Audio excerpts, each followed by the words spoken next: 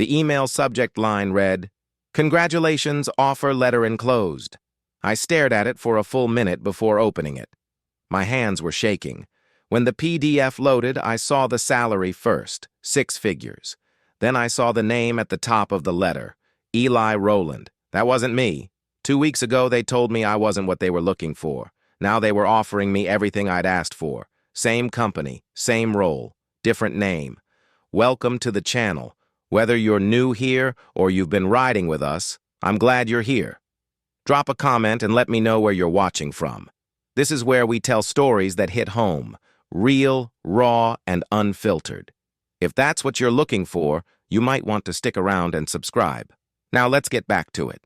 Elijah Rivers had always believed in doing things the right way. He graduated summa cum laude. He interned at 3 Fortune 500 companies. His resume was pristine. His references glowed. But for 6 months, nothing came back except automated rejections. He sat at his kitchen table every morning, laptop open, applications queued. His mother, Marlene, watched from the doorway with a mug of coffee and a look that said more than words ever could. Elijah kept a spreadsheet. Company name, position, date applied, date rejected. 73 rows, 73 no's. Some didn't even bother with a response. He refreshed his inbox compulsively. Nothing. He started tracking patterns, which job boards, which industries, which titles. It didn't matter. The outcome was always the same.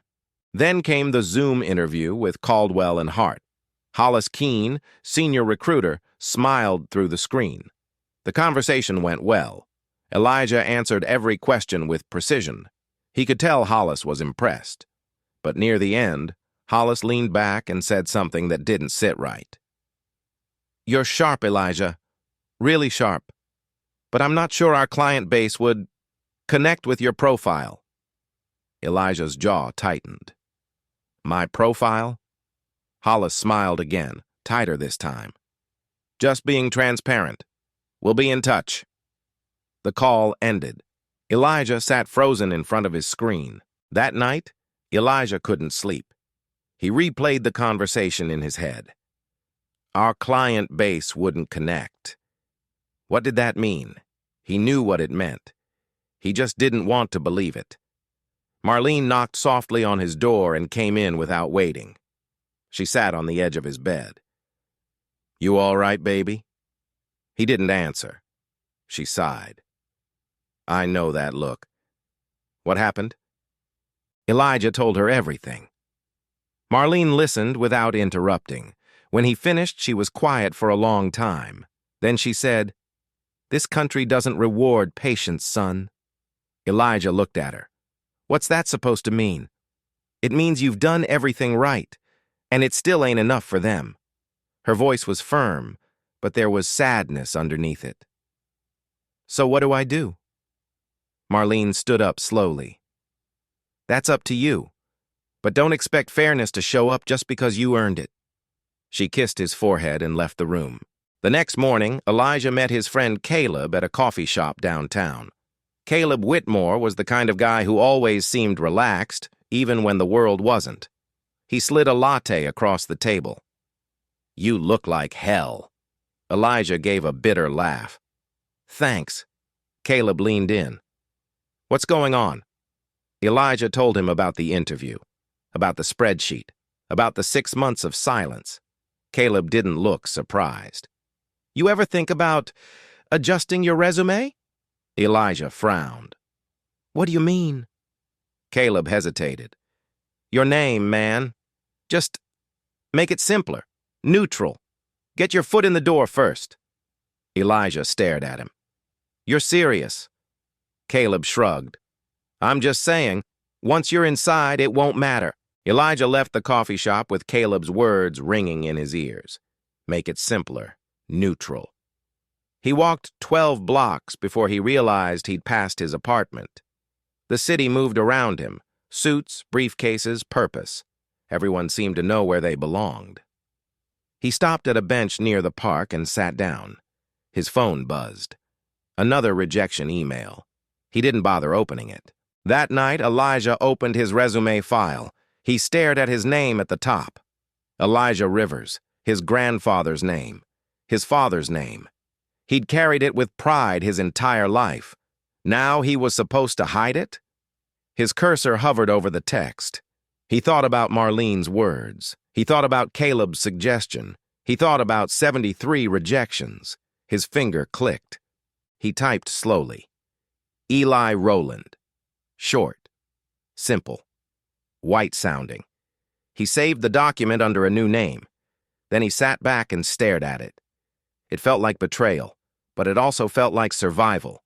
He told himself it was temporary, just to get in the door, just to prove himself. Once they saw what he could do, the name wouldn't matter. That's what he told himself. He uploaded the new resume to 15 positions that night. Same qualifications, same experience, same cover letters, only the name had changed. He didn't tell Marlene. He didn't tell anyone except Caleb. 3 days later, his inbox lit up. Interview request from Meridian Consulting, then another from Vanguard Solutions, then a third from Caldwell and Hart. The same company that rejected Elijah Rivers wanted to meet Eli Rowland. The first phone screen was with Meridian. The recruiter's name was Amy. She was cheerful, energetic. Eli, your background is exactly what we're looking for. He answered her questions the same way he'd answered 100 others. But this time, she laughed at his small jokes. She called him a great culture fit. She scheduled him for a second round immediately. When the call ended, Elijah sat in silence. Nothing about him had changed. Not his voice, not his skills, not his answers. Just 8 letters on a page. Oh. The second interview was on video. Elijah wore the same navy blazer he'd worn for every other interview. He kept his camera angled carefully. Professional. Confident. The hiring manager, a woman named Diane, smiled warmly throughout. You have such a strong presence, Eli. Your answers are so well thought out. I think you'd be a real asset to the team. She never hesitated, never second-guessed. She offered him the next round on the spot. When the screen went black, Elijah felt sick. Caleb texted him that evening. How's it going with the new name? Elijah stared at the message. He typed, 3 interviews in 1 week. Caleb replied immediately, Told you, just get in. That's all that matters. Elijah didn't respond. He set his phone down and looked at the offer letter draft that Vanguard Solutions had sent over. Pending final interview. Salary range, $98,000 to $115,000. Everything he'd worked for, everything he deserved, and all it took was erasing himself. The final interview was in person. Caldwell and Hart's office was downtown, 23rd floor. Glass walls, minimalist furniture, views of the skyline. Elijah stood in the lobby adjusting his tie. The receptionist smiled at him. You must be Eli Rowland. He nodded. She handed him a visitor badge. His fake name was printed across it in bold letters. He clipped it to his jacket and followed her down the hall. Rowan Blake was waiting in the conference room, Senior Vice President of Talent Acquisition. Mid-40s, perfectly pressed shirt, firm handshake. Eli, great to finally meet you in person. Elijah shook his hand. Likewise. Rowan gestured to a chair. 2 other executives sat across the table. One was Hollis Keene, the same recruiter who'd dismissed Elijah Rivers 2 months ago. Hollis smiled politely, no recognition in his eyes. Elijah's chest tightened. The interview started smoothly. They asked about his experience, his approach to client relations, how he handled conflict. Elijah answered each question with precision. Rowan nodded approvingly. You've got a strong resume, Eli. Really strong. Hollis chimed in. And your references are glowing. We don't see that often. Elijah looked directly at him. I've been told I'm a great culture fit. Hollis smiled wider. Absolutely. I think you'd integrate seamlessly. Elijah's jaw clenched. If you're still watching, take a second and hit that subscribe button. It helps more than you know. Rowan leaned forward. So tell me, Eli, why do you want to work here? Elijah paused. He thought about the 73 rejections, about the spreadsheet, about his name at the top of an offer letter that wasn't his. I want to work somewhere that values what I bring to the table, he said carefully. Somewhere that sees talent before assumptions. Rowan nodded thoughtfully. We pride ourselves on that here. Merit-based. Always. Elijah felt something crack inside him. The interview wrapped up after 40 minutes. Rowan stood and extended his hand again. We'll be in touch soon, Eli. Really soon. Hollis walked him to the elevator. Between you and me, Hollis said quietly, I think you're exactly what we need. Elijah looked at him. Have we met before? Hollis blinked. I don't think so. Why? Elijah smiled tightly. No reason. The elevator doors closed. Elijah walked 10 blocks before stopping. He ducked into an alley and leaned against the brick wall. His hands were shaking. He pulled out his phone and called Caleb. How'd it go? They loved me, Elijah said flatly. That's great, man. They didn't recognize me, Caleb. Silence on the other end. What do you mean? Same recruiter who rejected me before, looked me right in the eye, didn't remember. Caleb exhaled slowly. Does it matter? You're getting the job. Elijah closed his eyes. Yeah, I guess it doesn't matter. That night, Marlene made dinner. Fried chicken, greens, cornbread. Elijah picked at his plate. You not hungry? She asked. I had a big interview today. How'd it go? Good, really good. She studied his face. Then why you look like somebody died?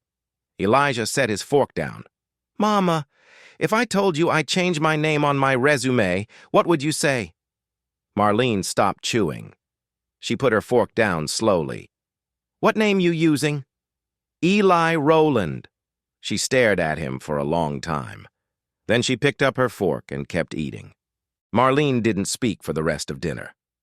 Elijah helped her wash the dishes in silence. When the last plate was dried, she turned to him.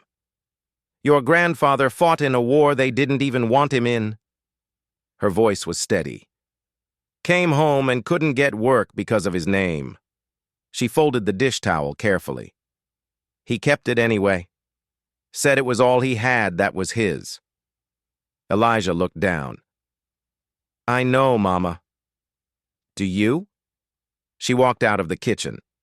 Elijah stood alone, water dripping from his hands. The offer came 3 days later.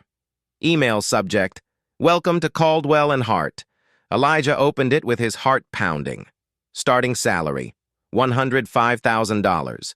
Benefits package included. Start date, 2 weeks. At the bottom, a personal note from Rowan Blake. Excited to have you on the team, Eli. You're going to do great things here. Elijah read it twice. Then he closed his laptop and sat in the dark. Caleb called him that evening. You get it? Yeah. Dude, that's amazing. When do you start? 2 weeks. Caleb waited. You don't sound happy. I am. Elijah? I said I am. Silence stretched between them. Look, I know it's complicated, Caleb said finally. But you earned this. Don't forget that. Elijah laughed bitterly. Did I? Or did Eli Rowland earn it? Caleb didn't have an answer. The weekend before his start date, Elijah couldn't sleep. He kept thinking about walking into that office, about introducing himself as Eli, about answering to a name that wasn't his. He got up at 3 in the morning and opened his laptop. He pulled up both resumes side by side. Elijah Rivers, Eli Rowland, same education, same experience, same person. One had been invisible. The other had opened every door. Monday morning arrived. Elijah put on his best suit. Black, tailored, sharp. He stood in front of the mirror. He looked successful. He looked professional. He looked like someone named Eli Rowland. Marlene appeared in the doorway behind him. You look good, baby. Thanks, Mama. She walked up and adjusted his collar. Just remember who you are. He met her eyes in the mirror. I don't think they want to know who I am. She kissed his cheek. Then they don't deserve you. The office was buzzing when he arrived. People moved with purpose, coffee in hand, phones ringing. The receptionist from his interview greeted him warmly. Eli, welcome. Rowan's expecting you. She walked him through the floor, introduced him to faces he'd never remember. Everyone smiled. Everyone shook his hand. Everyone called him Eli. No one questioned it. No one hesitated. He felt like a ghost in his own skin. Rowan met him in a corner office, floor-to-ceiling windows, leather chairs, diplomas on the wall. Eli, welcome aboard. They shook hands. We're really glad to have you here. Rowan gestured to a stack of paperwork. Just a few things to sign, standard onboarding. Elijah sat down and picked up the pen. The first document had a signature line. Printed name, Eli Rowland. His hand hovered. He looked up at Rowan, who was already checking his phone. Elijah signed. The ink felt permanent. His first week passed in a blur. Meetings, introductions, training sessions. He was good at the job. Better than good. People complimented his insights, his professionalism, his fresh perspective. Hollis stopped by his desk on Thursday. Settling in all right, Eli? Yeah, it's been great. Told you you'd fit right in. Hollis clapped him on the shoulder and walked away. Elijah's hands curled into fists under his desk. I stared at my screen and thought about my name. The real one. Friday evening, they invited him to happy hour, a bar 2 blocks from the office. The team was loose, laughing, drinks flowing. Someone made a toast. To Eli for crushing his first week. Glasses clinked. Elijah raised his beer and smiled. Inside, something was breaking. He excused himself and went to the bathroom. He locked the stall door and leaned against it. He pulled out his phone and stared at his contact info. Name, Elijah Rivers. He closed his eyes. When he came back out, Rowan pulled him aside. Hey, Eli, got a minute? They stepped away from the group. I wanted to tell you personally. Upper management is impressed. Already? Already. You've got something special. Rowan lowered his voice. We're thinking about fast-tracking you, bigger accounts, more responsibility. Elijah nodded slowly. That's great. Thank you. Rowan smiled and walked back to the bar. Elijah stood there, alone in the noise. He'd gotten everything he wanted, and it felt like nothing.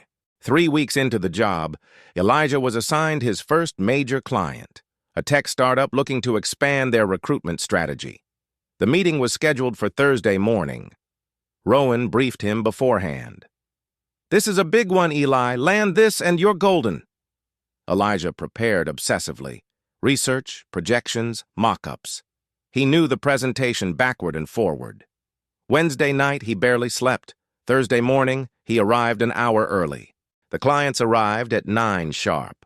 2 founders, both young, both white, Marcus and Jennifer. They were friendly, casual. Rowan made the introductions. This is Eli Rowland, one of our rising stars. They shook hands. Great to meet you, Eli. The presentation went flawlessly. Elijah spoke with confidence, answered every question, anticipated their concerns. Marcus nodded throughout. Jennifer took notes eagerly. When it ended, they looked impressed. This is exactly what we needed, Marcus said. After the clients left, Rowan pulled Elijah into his office. That was phenomenal. Thank you. No, seriously, they loved you. They're signing today. Rowan leaned back in his chair. I'm putting you up for promotion, 3 months in, and you're already outperforming people who've been here 3 years. Elijah should have felt proud, should have felt validated. Instead, he felt hollow. I appreciate that, he said quietly.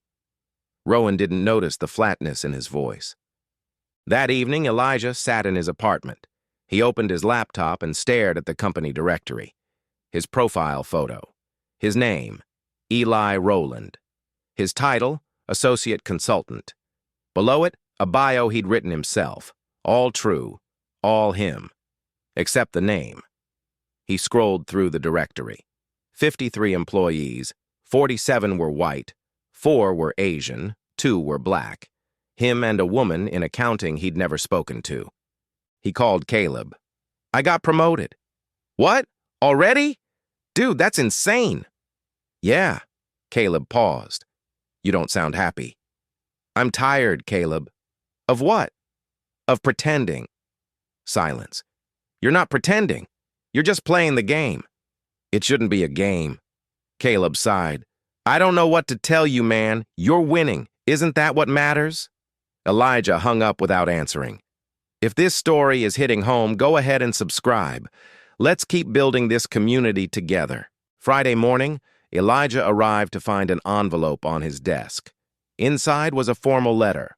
Promotion to senior associate. Salary increase to $128,000. Effective immediately. At the bottom, a handwritten note from Rowan. Proud to have you on this team, Eli. Sky's the limit. Elijah folded the letter and put it in his drawer. He sat at his desk and opened his email. 73 unread messages. He stared at them without seeing. Marlene called him during lunch. How's work, baby? Good, I got promoted. She was quiet. That's wonderful. He heard the hesitation. But? No buts. I'm proud of you. Mama, she sighed. I'm proud of what you can do. I just wonder if you're proud of how you're doing it. Elijah closed his eyes. I don't know anymore. Then maybe it's time to figure that out. The line went quiet. Neither of them hung up. That weekend, Elijah went home. Marlene's house smelled like cinnamon and coffee. She hugged him at the door. They sat at the kitchen table like always. She poured him tea. Tell me what's really going on. And for the first time in months, he did. He told her about the interviews, about Hollis not recognizing him, about signing documents with a name that wasn't his, about feeling successful and erased at the same time. Marlene listened. When he finished, she reached across the table and held his hand. Your grandfather used to say something, Marlene began. He'd say, they can take your opportunities, they can take your dignity, but they can't take your name unless you give it to them. She squeezed his hand. You gave it to them, baby. And I understand why. Her eyes glistened. But you're not just Eli Rowland on paper. You're becoming him in here. She touched his chest. And I don't want you to wake up one day and forget who Elijah Rivers is. Elijah's throat tightened. Sunday night, Elijah drove back to his apartment. He sat in his car outside for an hour. His phone buzzed. Work email from Rowan. Big client meeting Monday. Need you there. You're our secret weapon. Elijah stared at the message. Secret weapon. He thought about his grandfather, about Marlene's words, about the name on his desk placard. He typed a response. I'll be there. Then he deleted it. He got out of the car and went inside. Monday morning, Elijah put on his suit. He looked at himself in the mirror. He thought about his grandfather fighting a war, coming home to closed doors, keeping his name anyway. Elijah picked up his briefcase. Inside was a printed document. He'd prepared it Sunday night. 2 resumes, side by side, 1 rejection proof, 1 real. He closed the briefcase and headed to the office. Today, something was going to change. The conference room was already full when Elijah arrived. Rowan, Hollis, 3 other executives. The clients hadn't arrived yet. Morning, Eli, Rowan said. Ready to close this? Elijah set his briefcase down. Actually, I need to talk to you first. Rowan checked his watch. Can it wait? They'll be here in 10 minutes. No, it can't. Something in Elijah's tone made everyone look up. Rowan's smile faded slightly. All right, what's on your mind? Elijah opened his briefcase. Elijah pulled out the 2 resumes. He placed them side by side on the table. These are both mine, he said. Rowan leaned forward, confused. What are you talking about? This one, Elijah pointed to the left, was rejected by this company 4 months ago. He pointed to the right. This one got me hired. Rowan picked up both documents. His eyes moved between them. I don't understand. Same qualifications, same experience, different name. The room went silent. Hollis's face had gone pale. He stared at the resume on the left. Elijah Rivers, he read aloud. Then he looked up. Recognition dawned slowly. The Zoom interview. You told me your client base wouldn't connect with my profile, Elijah said evenly. Hollis opened his mouth, then closed it. I don't remember saying that. You did. Right before you ended the call. Rowan looked between them. Hollis, is this true? Hollis shifted uncomfortably. I mean, we have to consider client preferences. My qualifications didn't change, Elijah interrupted. My experience didn't change. My voice didn't change. He paused. Just my name. Rowan set the resumes down carefully. Eli, or Elijah, I'm not sure what you want me to say here. I want you to acknowledge what happened. What happened is you got hired. You're excelling. You just got promoted. As someone I'm not. Rowan frowned. You're the same person. Then why did you reject Elijah Rivers? The question hung in the air. Rowan looked uncomfortable. I didn't personally reject anyone, that was months ago. But the system did. Your system. Rowan's jaw tightened. We're not a racist organization. I didn't say you were. I said your system rejected me until I stopped being black on paper. One of the other executives spoke up. Maybe we should discuss this privately. No, Elijah said. This needs to be said here. He looked around the room. Every person in this office told me I was a perfect fit, that I had exactly what you were looking for. His voice remained steady. But when my name told you I was black, suddenly I wasn't qualified. Rowan stood up. That's a serious accusation. It's a documented fact. Elijah pointed to the resumes. Same day, same postings, different outcomes. He met Rowan's eyes. You don't have to believe you're biased, but the data doesn't lie. The door opened. The clients walked in. Marcus and Jennifer stopped when they saw the scene. Is this a bad time? Marcus asked. Rowan forced a smile. No, not at all. Just having an internal discussion. Eli was just... My name is Elijah, he said clearly. Elijah Rivers. Jennifer looked confused. I thought you were Eli Rowland. That's the name I used to get hired, because Elijah Rivers got rejected.